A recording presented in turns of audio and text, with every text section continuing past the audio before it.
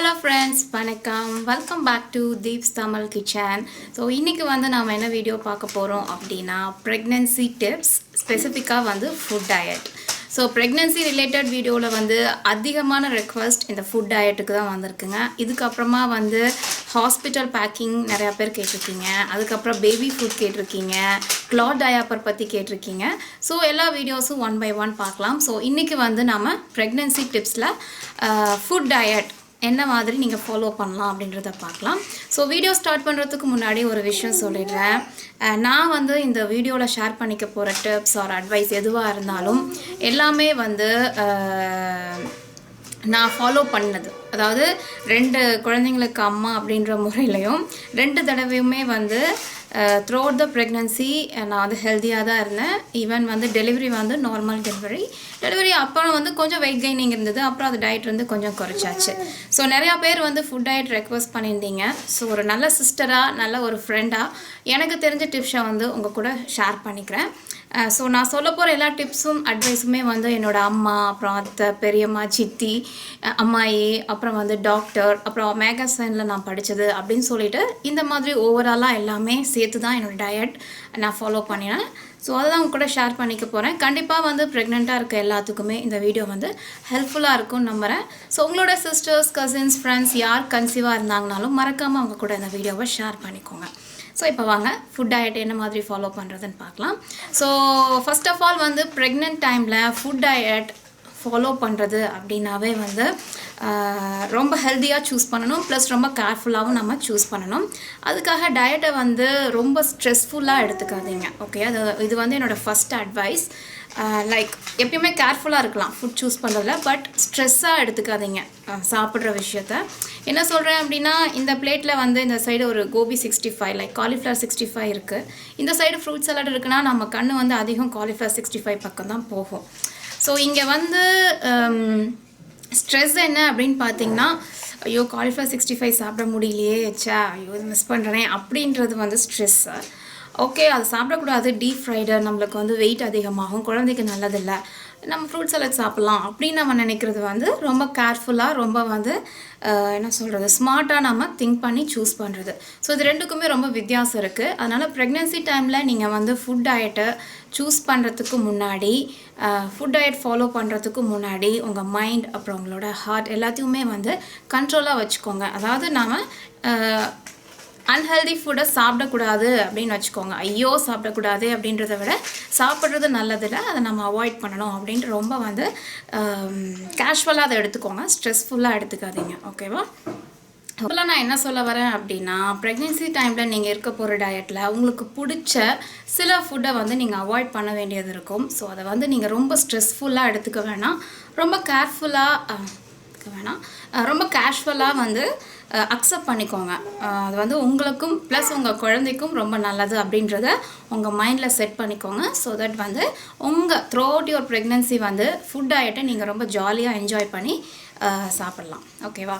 So next thing வந்து என்ன அப்படின்னு பார்த்தீங்கன்னா, ப்ரெக்னெண்ட்டாக இருக்கும்போது ஃபாலோ பண்ணுறதுக்கு அப்படின்ட்டு ரொம்ப ஸ்பெசிஃபிக்கான ஃபுட் டயட்லாம் தேவையில்லை. ஒரு ஹியூமன் அப்படிங்கும்போது நம்ம என்ன சாப்பிட்டா ஹெல்த்தியோ அதே தான் நீங்கள் ப்ரெக்னெண்ட்டாக இருக்கும்போதும் சாப்பிட போகிறீங்க. ஏன்னா ப்ரெக்னெண்ட்டாக இருக்கும்போது நம்ம ஹியூமன் தான், நம்மளுக்குள்ளே இருக்கிறது ஒரு ஹியூமன் தான். ஸோ வந்து ஹியூமன்ஸ் ஃபாலோ பண்ண வேண்டிய ஹெல்த்தியான ஃபுட் என்னவோ அதை தான் நீங்கள் ப்ரெக்னெண்ட்டாக இருக்கும்போதும் ஃபாலோ பண்ண போகிறீங்க. பட் சில ஃபுட் வந்து ப்ரெக்னெண்ட்டாக இருக்கும்போது அவாய்ட் பண்ணணும். அது வந்து ஸோ அந்த மாதிரி ஃபுட்ஸ் என்னென்னு பார்ப்போம். ப்ளஸ் வந்து சில ஃபுட் உங்களுக்கு அலர்ஜி அப்படின்னாலும் அதை வந்து நீங்கள் ப்ரெக்னென்ட் டைமில் கண்டிப்பாக அவாய்ட் பண்ணிவிடுங்க. ப்ரெக்னன்சி ஃபுட் டயட்டில் வந்து இன்னொரு டிஃப்ரென்ஸ் என்ன அப்படின்னு பார்த்தீங்கன்னா, ஸோ நார்மலாக இருக்கிற ஒரு விமன் கன்சியூம் பண்ணுறதை விட கொஞ்சம் அதிக அளவு நீங்கள் வந்து சாப்பிட வேண்டியது இருக்கும். ஏன்னா ஜாஸ்தி பசிக்கும், அவ்வளோதான். மற்றபடி வந்து பார்த்திங்கன்னா ஹெல்தியான ஃபுட்ஸ் எல்லாமே நீங்கள் வந்து இந்த டைமில் சாப்பிடலாம். ஸோ என்னென்ன அப்படின்றத நான் வந்து ஒன் பை ஒன் சொல்கிறேன். ஸோ ஃபர்ஸ்ட் ஆஃப் ஆல் வந்து என்ன மாதிரி ஃபுட் நீங்கள் எப்படி சாப்பிட்ணும் அப்படின்றத சொல்லிடுறேன். ஸோ ஆஷூரிங் வந்து பழங்கள். ஸோ யூஸ்வலாக எல்லாத்துக்குமே தெரியும் பழங்கள் வந்து ரொம்ப ரொம்ப நல்லது. ஸோ இதை வந்து நீங்கள் ஜூஸை செஞ்சு சாப்பிட்றத கண்டிப்பாக அவாய்ட் பண்ணிவிடுங்க. நீங்கள் வந்து அப்படியே கடித்து சாப்பிட்றது ரொம்ப ரொம்ப ஹெல்தி. அப்படி இல்லைன்னா ஒரு 2 ஃப்ரூட்ஸை கட் பண்ணி சாலட் மாதிரி செஞ்சு நீங்கள் சாப்பிட்லாம். ஸோ ஒரு நாளைக்கு ஒரு ஃப்ரூட் மட்டும் சாப்பிடுங்க. அப்படி இல்லைன்னா 2 வகையான ஃப்ரூட் சாப்பிட்ணுன்னு நினச்சிங்கன்னா பாதி ஃப்ரூட், லைக் ஒரு ஆப்பிள் ஒரு பனானா சாப்பிட்ணுன்னு நினைக்கிறீங்கன்னா ஆப்பிள் பாதி வாழைப்பழம் பாதி அப்படி வந்து பிரித்து பாதி மட்டும் சாப்பிட்டுக்கோங்க. டோட்டலாக ஒரு ஃப்ரூட் தான் நீங்கள் வந்து ஒரு நாளைக்கு கன்சியூம் பண்ணணும், ஜாஸ்தி வேண்டாம். ஏன் அப்படின்னா யூஸ்வலாகவே ஃப்ரூட்ஸில் வந்து சுகர் இருக்குது. ஸோ அதிகமாக சாப்பிடும்போது ப்ரெக்னென்சி டைமில் உங்களுக்கு வந்து டயபெட்டிக்ஸ் ப்ராப்ளம் வரதுக்கு நிறையா சான்சஸ் இருக்குது. ஸோ அதனால் வந்து நான் சொன்ன மாதிரி ஃப்ரூட்ஸ். செகண்ட் திங் வந்து காய்கறிகள். ஸோ காய்கறிகள் அப்படின்னு வரும்போது எந்த ரெஸ்ட்ரிக்ஷனுமே கிடையாதுங்க, தாராளமாக சாப்பிடுங்க. என்னோடய அட்வைஸ் என்ன அப்படின்னு பார்த்தீங்கன்னா, லன்ச் டைமில் ஒரு 3 கப் குக் பண்ண ரைஸ் நீங்கள் சாப்பிட்றீங்க அப்படின்னா அதை வந்து பாதி பண்ணிவிடுங்க. 1.5 கப் பண்ணிவிட்டு மீதி 1.5 கப்புக்கு வந்து 1 கப் காயை சாப்பிட்டுக்கோங்க. இந்த மாதிரி சாப்பிடும்போது உங்களுக்கு வெயிட் கெய்னிங்கும் இருக்காது, ப்ளஸ் உங்களுக்கு வந்து நிறையா சத்துக்கள் கிடைக்கும், நல்லா எனர்ஜெட்டிக்காகவும் இருக்கும். ப்ரெக்னென்சி டைமில் ரொம்ப நல்லது. காய்கறி நிறையா சாப்பிட்றது உங்கள் குழந்தைக்கும் நல்லது, உங்களுக்கும் ரொம்ப நல்லது. ஸோ காய்கறி அப்படின்னு வரும்போது இந்த மாதிரி நீங்கள் ஃபாலோ பண்ணிக்கோங்க. அப்புறம் வந்து ப்ளஸ் கீரை வந்து டெய்லியும் சாப்பிட முடியல அப்படின்னாலும் வாரத்தில் 2 முறை கண்டிப்பாக ஆட் பண்ணிக்கோங்க. இதர் வந்து நீங்கள் கடையால் மாதிரி செஞ்சோ, இல்லை பொரியல் செஞ்சோ, இல்லை சூப்பு செஞ்சோ, இல்லை வந்து அதை ஸ்டீம் குக் பண்ணி அரைச்சி தோசை மாவில் சப்பாத்தி மாவில் மிக்ஸ் பண்ணி ஏதோ ஒரு வகையில் வந்து வாரத்தில் 2 முறை உங்களுக்கு பிடிச்ச கீரையை வந்து கண்டிப்பாக ஆட் பண்ணிக்கோங்க. காய்கறிகள் ஜாஸ்தி சாப்பிடும்போது அதில் வந்து ஃபைபர் இருக்குது, விட்டமின்ஸ் இருக்குது. ஃபைபர் ஜாஸ்தி இருக்கிறதுனால உங்களுக்கு என்ன பெனிஃபிட்னா, ப்ரெக்னென்சி டைமில் நார்மலாகவே கான்ஸ்டிபேஷன் ப்ராப்ளம்லாம் இருக்கும். ஸோ அதை வந்து சரி பண்ணுறதுக்கும் நீங்கள் இந்த மாதிரி ஃபைபர் ஜாஸ்தி சாப்பிட்றது ரொம்ப. அடுத்தது வந்து பார்த்திங்கன்னா பருப்பு அண்டு பயிறு வகைகள். ஸோ பருப்பு அப்படின்னாலே வந்து யூஸ்வலாகவே நம்ம டெய்லியும் ஏதாவது ஒரு பருப்பு நம்ம குக்கிங் ஸ்டைலில் இருக்கும், லைக் தட்டைப்பயிரோ பச்சைப்பயிரோ, இல்லைனா வந்து துவரம் பருப்பு, சாம்பார் வைப்போம், கடையில் செய்வோம், இல்லை கூட்டில் போட்டுருவோம். ஸோ எப்படியோ ஒன்று நம்ம டெய்லியுமே வந்து ஏதாவது ஒரு பருப்பு வகைகள் இல்லைன்னா வந்து பயிறு வகைகள் நம்ம சாப்பிட்டே தான் இருப்போம். ஸோ அந்த மாதிரி வந்து டெய்லியுமே லஞ்சில் ஏதாவது ஒரு பருப்பு இல்லைனா பயிறு வகைகள் வந்து நீங்கள் ஆட் பண்ணிக்கோங்க. ரைஸை வந்து ரெடியூஸ் பண்ணிக்கோங்க. நான் ஃபஸ்ட்டு சொன்ன மாதிரி இந்த பருப்பு பயிறு வகையும் காயும் வந்து ஜாஸ்தி பண்ணிக்கோங்க. இந்த மாதிரி சாப்பிடும்போது உங்களுக்கு சத்துக்கள் ஜாஸ்தி கிடைக்கும், ப்ளஸ் வெயிட் கெய்னிங்கும் வந்து ரொம்ப இருக்காது. ஓகேவா? ப்ளஸ் வந்து இந்த மாதிரி பருப்பு பயிரெலாம் பார்த்திங்கன்னா நிறையா ப்ரோட்டீன் இருக்குது. அது வந்து கண்டிப்பாக ப்ரெக்னென்சி டைமில் ரொம்ப ஜாஸ்தி தேவை. ஸோ அதனால் வந்து இதை பார்த்துக்கோங்க. ஸோ அதுக்கு அடுத்தது வந்து சுண்டல் வகைகள். ஸோ யூஸ்வலாகவே சுண்டல் வந்து நம்ம ஈவினிங் ஸ்நாக்காக செஞ்சு சாப்பிடுவோம். அப்படி இல்லைனா நைட் டைம் சப்பாத்திக்கு வந்து சன்னா மசாலா இல்லைனா வந்து பச்சை பட்டாணி போட்டு குருமா அந்த மாதிரி செஞ்சு சாப்பிடுவோம். வந்து டின்னருக்கு நீங்கள் வந்து ஏதாவது குழம்பு செய்யும் போதோ, இல்லை ஈவினிங் ஸ்நாக்ஸுக்கோ, இல்லை வந்து மத்தியானம் லஞ்சுக்கோ ஏதோ ஒரு வகையில் வந்து இந்த சுண்டல் வகைகள் ஆட் பண்ணிக்கோங்க.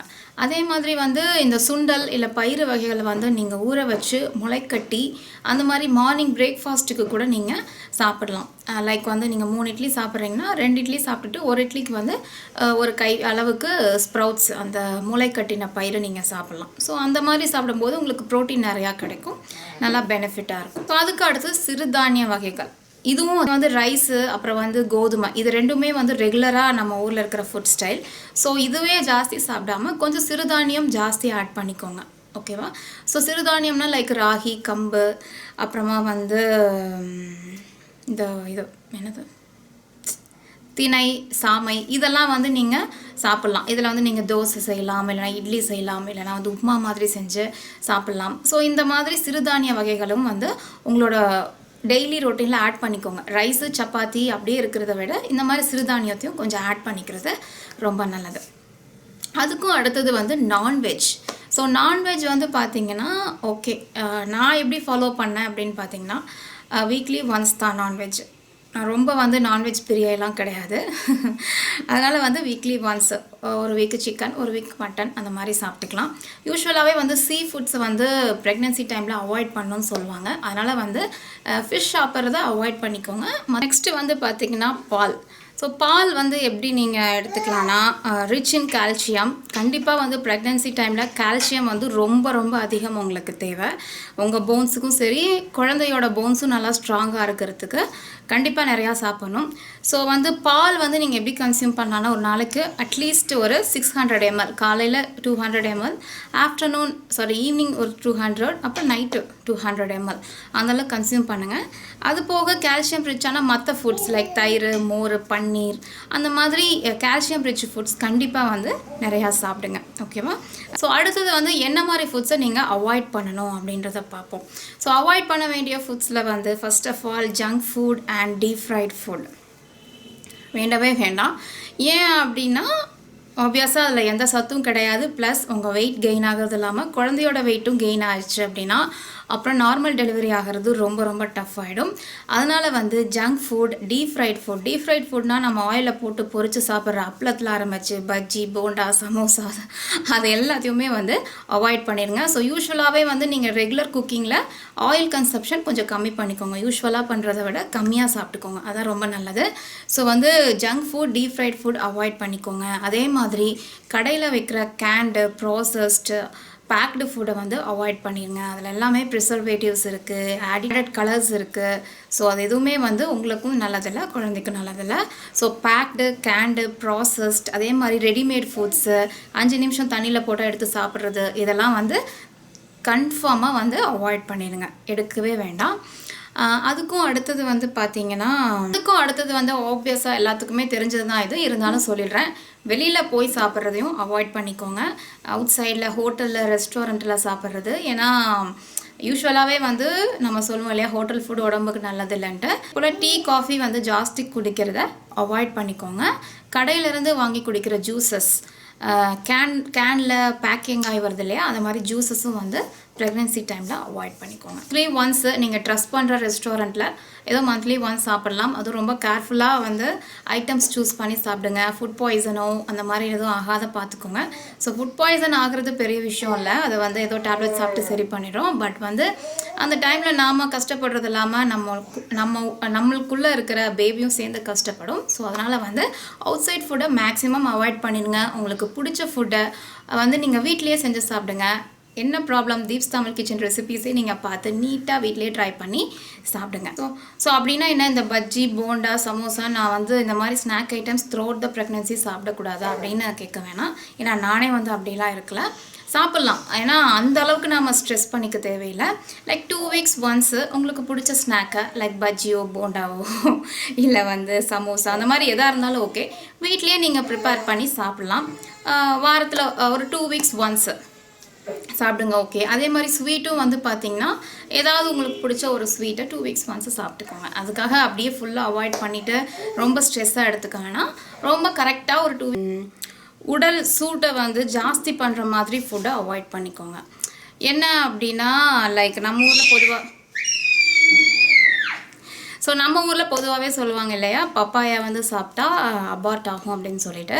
ஸோ இந்த மாதிரி பப்பாயா, பைனாப்பிள், எள்ளு, எனக்கு தெரிஞ்சு இது 3மே வந்து உடல் உஷ்ணத்தை ஜாஸ்தி பண்ணுறது. ஸோ இதெல்லாம் அவாய்ட் பண்ணிக்கோங்க. ப்ளஸ் சிக்கன் கூட வந்து பாடி ஹீட்டை இன்க்ரீஸ் பண்ணணும்னு சொல்லுவாங்க. அதனால் சிக்கன் கூட ஃபஸ்ட்டு கன்சீவ் ஆகி ஃபஸ்ட்டு ஒரு 4 months ரொம்ப ஜாஸ்தி சாப்பிட்றத அவாய்ட் பண்ணிக்கோங்க.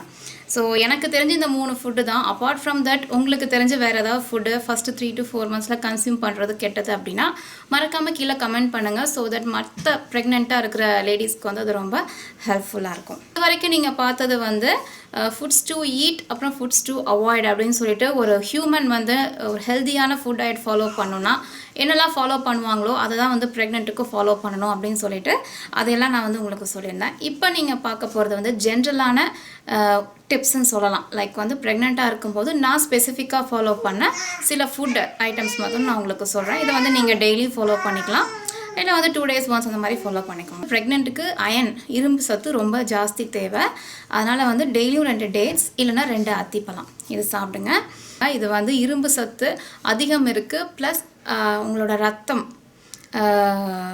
வந்து உற்பத்தி ஜாஸ்தி ஆகிறதுக்கும் இது வந்து ஹெல்ப் பண்ணும். நெக்ஸ்ட் வந்து கால்சியம் ரிச் ஃபுட்ஸை கண்டிப்பாக கன்சியூம் பண்ணுங்கள். ஏன்னா உங்கள் எலும்புக்கு ரொம்ப நல்லது. குழந்தையோட எலும்பு வளர்ச்சியும் நல்லா இருக்கிறதுக்கு முக்கியமாக தேவை. ஸோ கால்சியம் ரிச் ஃபுட்ஸ்னால் ஃபர்ஸ்ட் ஆஃப் ஆல் வந்து மில்க்கு. ஸோ மில்க் ரிலேட்டடான எல்லா ப்ராடக்ட்ஸும் லைக் தயிர், மோர், அப்புறமா வந்து நெய், அப்புறமா வந்து பன்னீர், இது எல்லாமே வந்து நீங்கள் கன்சியூம் பண்ணலாம். அதில் அப்படின்னாலும் வந்து லோ ஃபேட் மில்க் குடிங்க. லோ ஃபேட் மில்க் அவைலபிள் இல்லை, நீங்கள் ஃப்ரெஷ்ஷாக மில்க் வாங்குறீங்க அப்படின்னா அந்த பாலை வந்து நீங்கள் லைக் வந்து ஒரு 5 நிமிஷத்தில் யூஸ்வலாகவே பால் வந்து பொங்கி வந்துடும் இல்லையா, இன்னும் ஒரு 5 நிமிஷம் சேர்த்து கொதிக்க விடுங்க. அந்த ஏடையெல்லாம் மேலே கட்டிடும் இல்லையா, அந்த ஏடையை ரிமூவ் பண்ணிட்டீங்க அப்படின்னா அந்த பால் வந்து லோ ஃபேட் மில்க் ஆயிரும். ஸோ அந்த மாதிரி குடிக்கும்போது உங்களுக்கு வந்து வெயிட் கெயின் ஆகாது, பட் ஃபுல்லாக வந்து நீங்கள் கால்சியம் உங்களுக்கு கிடைக்கும். அதே போல் வந்து டெய்லியும் மோர் இல்லைனா இளநீர் குடிக்கலாம். இளநீரை விடவே மோர் குடிக்கலாம், ரொம்ப நல்லது. இளநீர் வந்து ஒரு 3 days ஒன்ஸ் குடிக்கலாம். மோர் வந்து நீங்கள் டெய்லியுமே லஞ்ச் அப்போ ஒரு டம்ளர் குடிங்க, ரொம்ப நல்லது. ஸோ மோர் வந்து அப்படியே கன்சியூம் பண்ணுறத விட நல்லா சிலிப்பி வெண்ணெய் எடுத்துகிட்டு குடிங்க. ஏன்னா என்னோடய டாக்டர் அந்த மாதிரி தான் எனக்கு சொன்னாங்க. ஸோ ஏன் வெண்ணெய் எடுத்துகிறோம் அப்படின்னா எகெயின் வெயிட் கெயின் ஆகாமல் இருக்கிறதுக்காக தான். ஸோ மோர் டெய்லியுமே மோர் குடிங்க, 3 days ஒன்ஸ் வந்து இளநீர் குடிங்க. அதே போல் வந்து நான் ஃபஸ்ட்டே சொன்ன மாதிரி டெய்லியும் சுண்டல் ஈவினிங் ஸ்நாக்குக்கு வச்சுக்கோங்க. டெய்லியும் சுண்டலே சாப்பிடும்போது கொஞ்சம் போரிங்காக இருக்கும். அதனால் வந்து நீங்கள் சோளக்கருத்து ஒரு நாள் சாப்பிட்லாம், இல்லை வேக வச்சு சாப்பிட்றோம் இல்லையா வேர்க்கடலை, அது ஒரு நாள் சாப்பிட்லாம். கொள்ளு வந்து சாப்பிட்லாம். பச்சை பயிரை வந்து ஸ்ப்ரவுட்ஸ் என்ன சொல்கிறது முளைக்கட்டி அந்த மாதிரி சாப்பிட்லாம். ஒரு நாள் வந்து நீங்கள் நட்ஸு லைக் பாதாம், முந்திரி, திராட்சை, பிஸ்தா, அப்புறம் வந்து இது எல்லாத்தையுமே வந்து மிக்ஸ் பண்ணி ஒரு நாள் ஈவினிங் ஸ்நாக்ஸ்க்கு நட்ஸாக சாப்பிட்லாம். ஸோ இந்த மாதிரி டெய்லியுமே ஈவினிங் ஸ்நாக்ஸ்க்கு வந்து நல்லா ப்ரோட்டீன் ரிச் ஃபுட்ஸாக எடுத்துக்கோங்க. ப்ளஸ் ஸ்நாக் வந்து கொஞ்சம் வெரைட்டி மாற்றி மாற்றி சாப்பிடும்போது உங்களுக்கு போரிங்காகவும் இருக்காது, இன்ட்ரெஸ்ட்டாகவும் நீங்கள் சாப்பிட்லாம். அப்புறம் லாஸ்ட் பட் நாட் லீஸ்ட் வந்து குங்குமப்பூ. ஐ நோ எல்லாத்துக்குமே வந்து குங்குமப்பூன்றது வந்து கன்சீவாக இருந்தால் ஃபஸ்ட்டு வந்து குங்குமப்பூ பாலில் போட்டு குடி, அப்போ தான் வந்து குழந்தை நல்லா அழகாக கலராக பிறக்கும் அப்படி சொல்லுவாங்க. ஸோ குழந்தை அழகாக கலராக பிறக்கிறதுக்கு குங்குமப்பூ சாப்பிட்லாமா வேண்டாமா அப்படின்றது நான் இன்னொரு வீடியோவில் உங்க கூட ஷேர் பண்ணிக்கிறேன். இப்போதைக்கு வந்து எனக்கு தெரிஞ்சு குங்குமப்பூ வந்து நீங்கள் கன்சீவ் ஆகி ஃபஸ்ட்டு 4 to 5 months கன்சியூம் பண்ணக்கூடாது, அபார்ட் ஆக வாய்ப்பு இருக்குது. அதனால் வந்து ஒரு 4 month முடிஞ்சதுக்கப்புறம் இல்லைனா 5th month முடிஞ்சு 6th monthலேருந்து டெய்லியுமே வந்து நீங்கள் பாலில் ஒரு 10 minutes குங்குமப்பூ போட்டு ஊற வச்சுட்டு டெய்லியுமே வந்து நீங்கள் 2 வேளை குங்குமப்பூ போட்டு குடிக்கலாம். ஜஸ்ட் ஒரே ஒரு குங்குமப்பூ போதும்.